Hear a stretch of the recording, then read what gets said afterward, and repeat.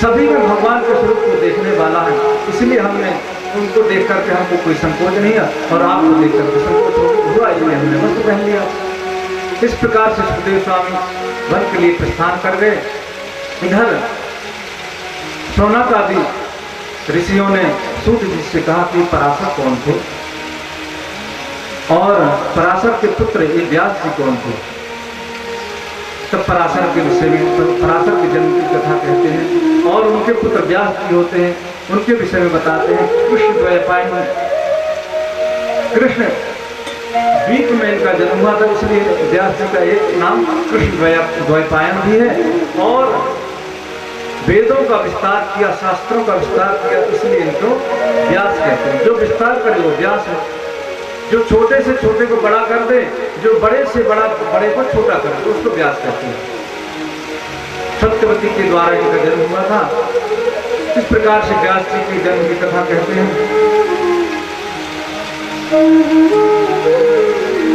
एक समय की बात है, व्यास जी ने सोचा कि आगे कलिकाल आने वाला है, तो मैं कुछ ऐसा उपाय करूं कि सभी को सुख मिले, सभी को आनंद मिले। तो पहले एक वेद था, ऋग्वेद।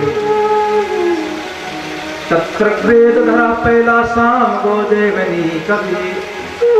एक वेद ऋग्वेद था, उन्होंने ऋग्वेद के चार विभाग दिए। एक वेद को 4 भागों में बांट दिया, ऋग्वेद, यजुर्वेद, सामवेद, अथर्ववेद। इन वेदों के भी उपवेद बनाए, उपनिषद बनाए,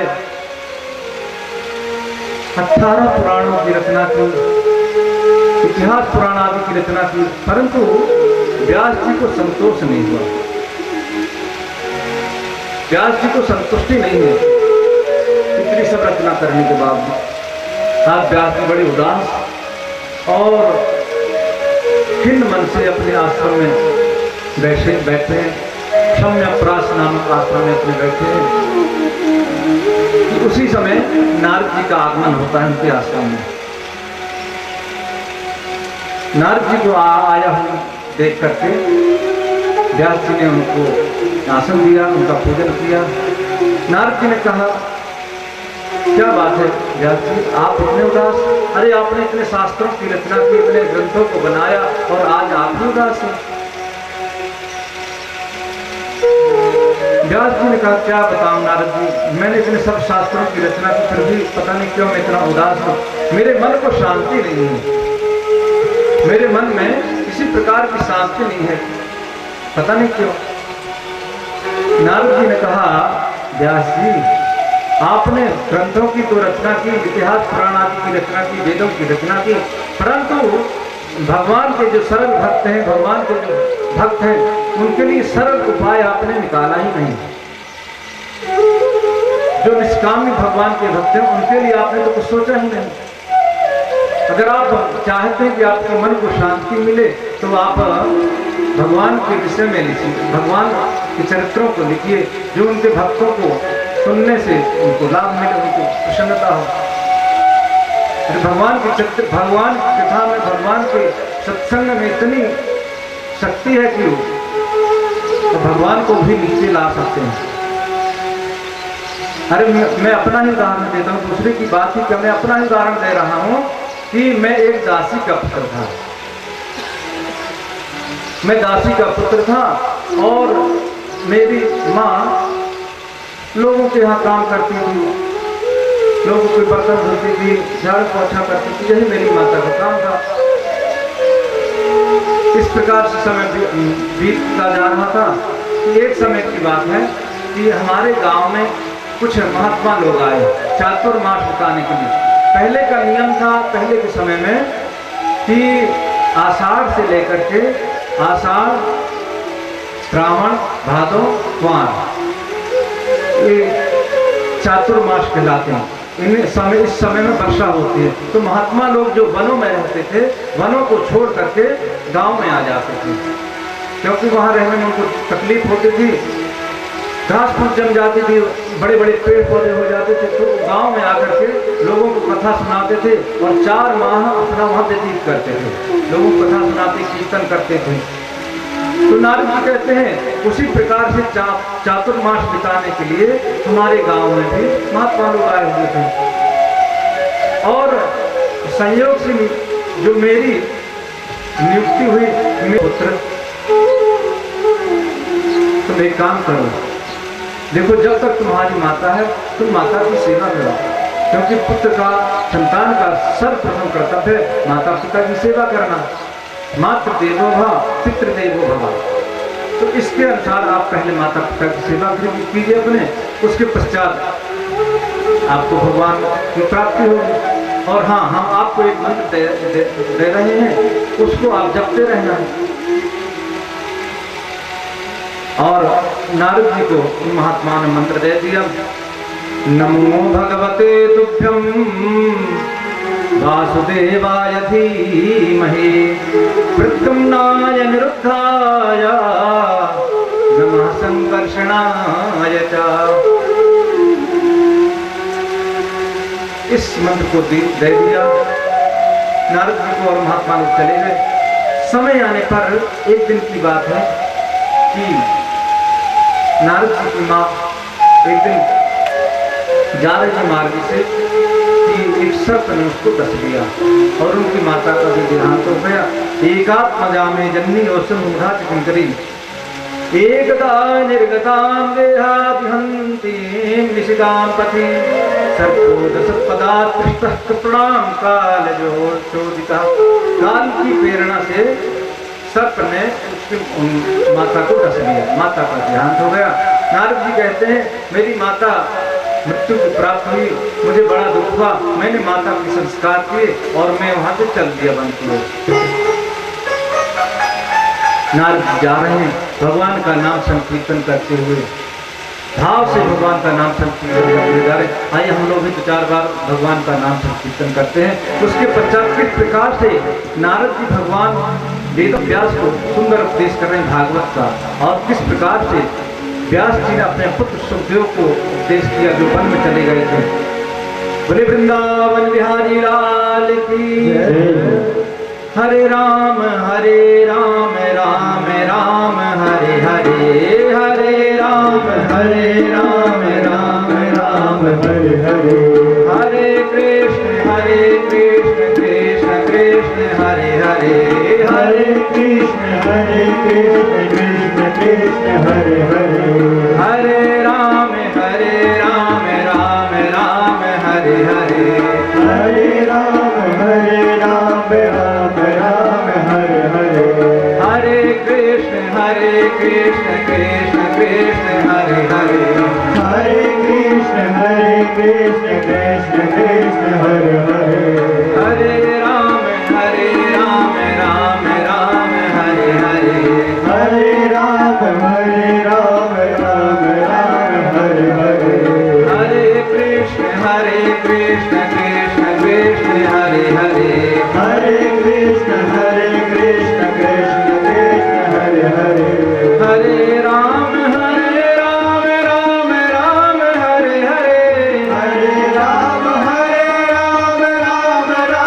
हरे हरे, हरे कृष्ण कृष्ण कृष्ण हरे हरे, हरे कृष्ण कृष्ण कृष्ण हरे हरे, हरे राम राम हरे हरे, हरे राम हरे हरे,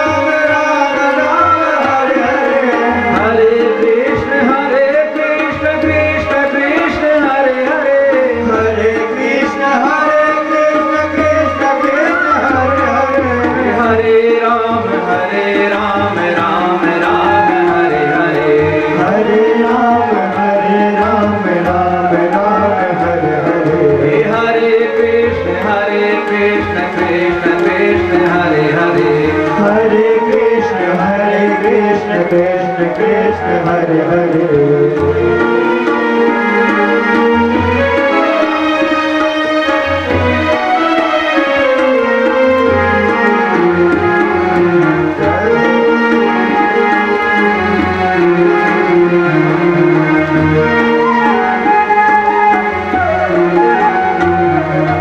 हरे राम राम हरे हरे,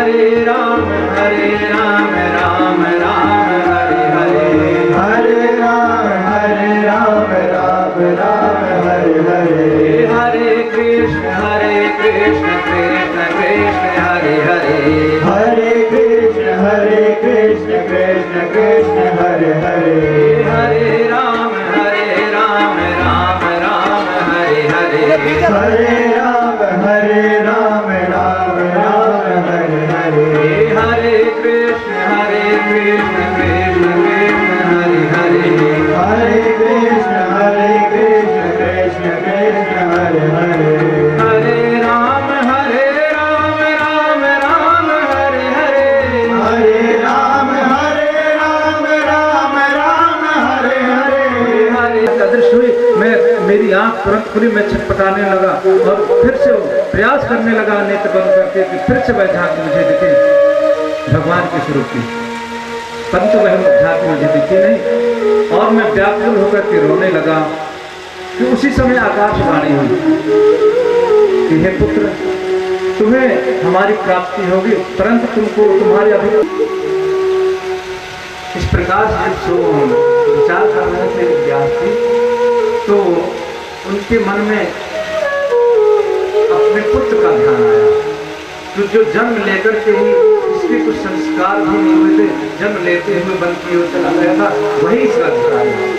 क्यों आत्मा रामाचमुर्यो निर्गंथा अप्रक्रमे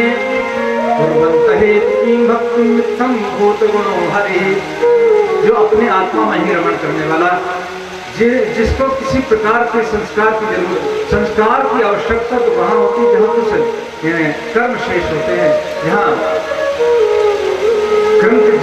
ग्रंथि होती है जहां बंधन होता है वहां संस्कार की आवश्यकता होती है। हाँ सुखदेव जी कैसे निर्गंथा अपूर्व में कोई ग्रंथि नहीं होती न काम क्रोध लोभ मोह किसी प्रकार का उनके अंदर कोई विकार ही नहीं इसलिए उनको संस्कार की आवश्यकता ही नहीं। तब बुलाया कैसे जाए सुखदेव को क्योंकि वो तो आत्मा राम में रमण करने वाले हैं आएंगे कैसे। तब उन्होंने विचार किया अपने कुछ शिष्यों को बुलाया और कुछ श्लोक उन्होंने याद करा दिया बोले सुनो ये श्लोक जा करके तुम जहाँ मेरा पुत्र साधना कर रहा है जहाँ तपस्या कर रहा है उसी गुफा के सामने जा करके तुम इन श्लोकों का गान करना इन श्लोकों को बोलना जा करके। व्यास जी के शिष्य जाते हैं संध्या एकत्र करने संध्या लेने के लिए और जाकर के वहाँ सुंदर श्लोकों का गान करते हैं। भागवत के दसम स्कंद के 20वें अध्याय से श्लोक लिया गया बड़ा सुंदर गान करते हैं। क्या बोलते हैं उनके शिष्य वरहा पीडम नटे वरवपो कर्णयो कर्णिकारं विभ्रन्वासा कनके कपिशं वैजयन्ती च